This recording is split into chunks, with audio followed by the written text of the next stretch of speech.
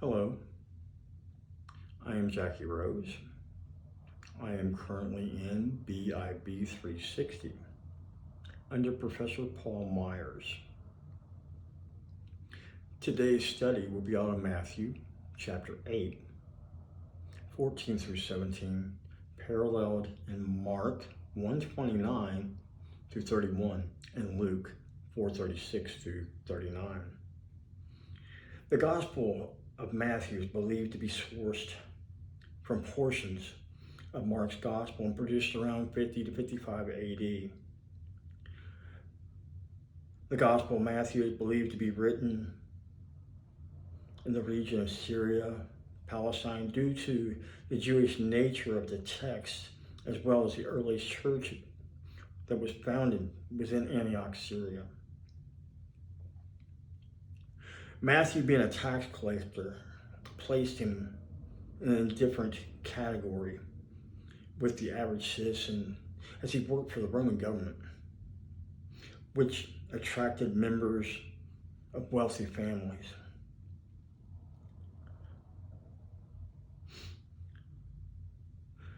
Matthew presents Jesus as a healing God who liberates the oppressed and ultimately the suffering servant. When Jesus came into Peter's home, he saw his mother-in-law laying sick in bed with a fever. He touched her hand, and fever left her, and she got up and waited on him.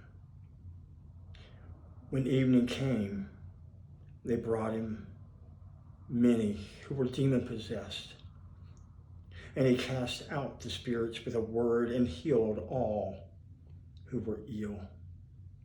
This was to fulfill what was spoken through Isaiah the prophet. He himself took our infirmities and carried away our disease.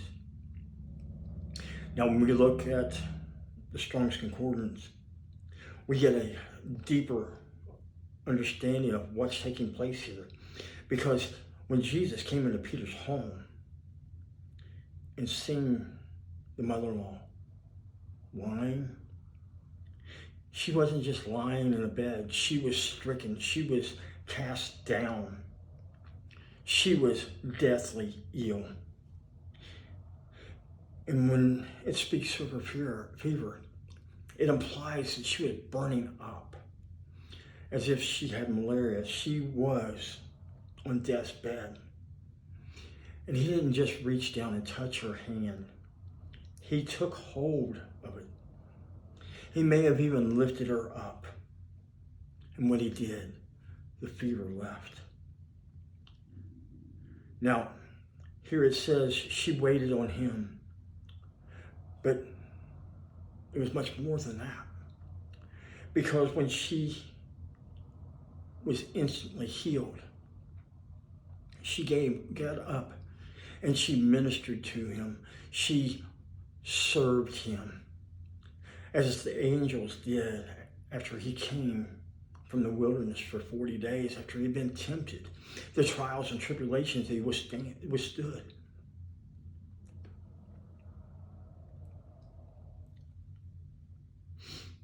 Now, it's not common for a mother-in-law to live in the same house with her daughter and her son-in-law.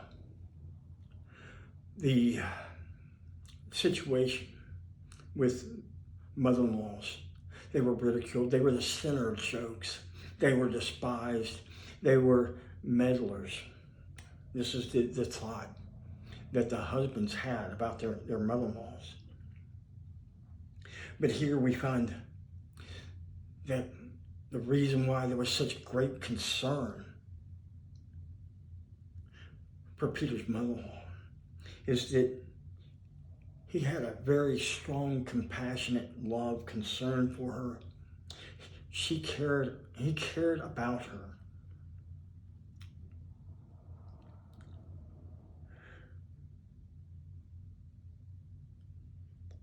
Now, Brown asked, How does Matthew find it useful?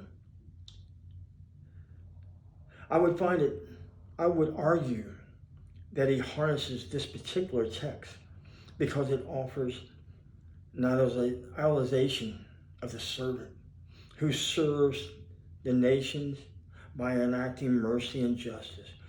Brown also says Matthew, for example, was drawn to both Isaiah 42:1-4 and 53:4 to frame Jesus' public ministry using these useful fulfillment quotations to provide commentary on Jesus' ministry of mercy and justice.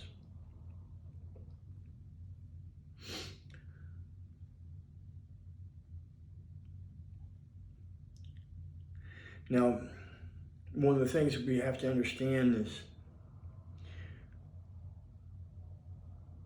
when they brought him the demon-possessed people, it was evening, it was after dark.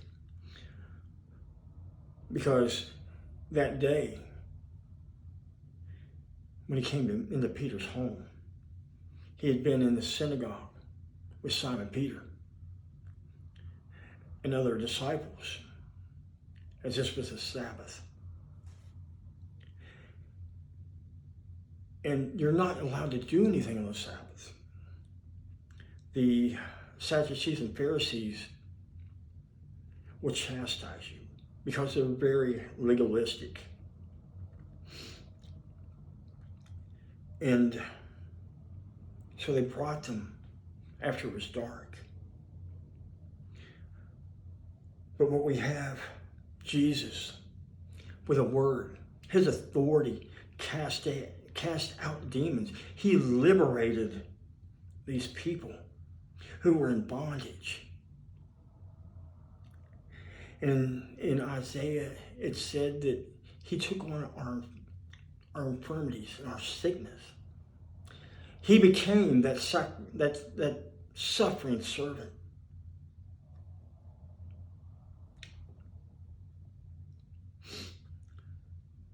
Now, Matthew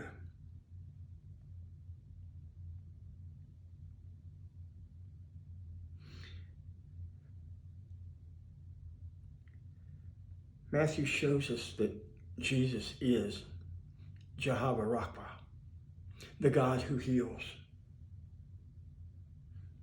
And in Exodus 15:26, if you listen carefully to the Lord your God and do what is right in his eyes, if you pay attention to his commands and keep all his decrees, I will not bring on you any of the diseases I brought on the Egyptians, for I am a Lord who heals you.